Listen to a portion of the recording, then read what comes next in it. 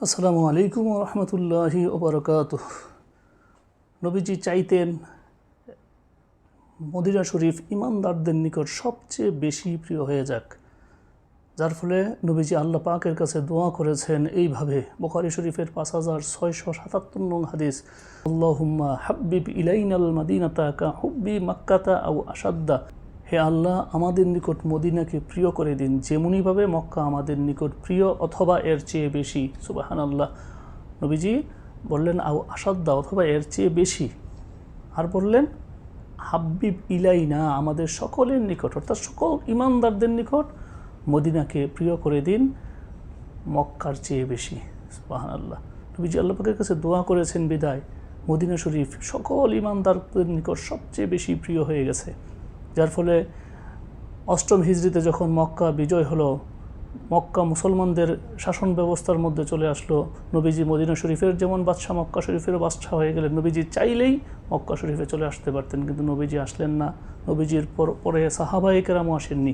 এমনকি ওমর রাদিয়াল্লাহু তাআলা আনহু তো আল্লাহ পাকের কাছে দোয়া করতেন, কত সুন্দরভাবে দোয়া করতেন যে আল্লাহুম্মা রযুকনি শাহাদাতান ফি সাবিলিকা ওয়াজআল মাউতি ফি বালাদি রাসূলিকা।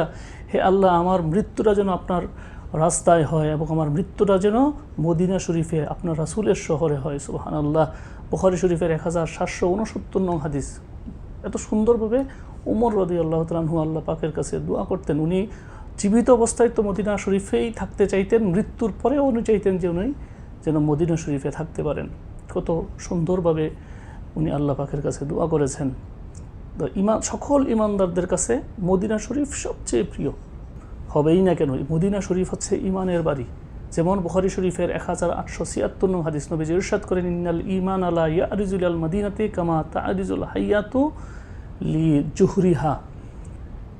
সাপ যেমন দিন শেষে তার গর্তে ফিরত আসে, নবীজি ইরশাদ করতেছেন কিয়ামতের আগে ঈমানও মদিনাতে ফিরত চলে যাবে। সুবহানাল্লাহ। সাপের যেমন গর্তে ফিরত আসে, সেটার উদাহরণ দিয়ে নবীজি বললেন যে সাপ যেমন তার গর্তে ফিরত আসে, ঠিক তদ্রূপ ঈমানও মদিনা শরীফে ফিরত আসবে কিয়ামতের আগে। অর্থাৎ মদিনা হচ্ছে ঈমানের বাড়ি, ঈমান আবার মদিনায় ফিরত চলে যাবে। অতএব ঈমানদারদের নিকট মদিনার চেয়ে প্রিয় আর কোন শহর হইতে পারে। নবীজি মদিনার জন্য আরও কত সুন্দরভাবে দোয়া করেছেন। বুখারী শরীফের 1885 নং হাদিস, নবীজি দোয়া করতেছেন আল্লাহ পাকের কাছে, আল্লাহুম্মা জাআল বিল মাদিনাতি দিফা মা জাআলতা বিমাক্কাতা মিনাল বারাকাহ। হে আল্লাহ, আপনি মক্কাতে যেমন বরকত দান করেছেন এর দ্বিগুণ বরকত আপনি মদিনার জন্য দান করেন। সুবহানাল্লাহ।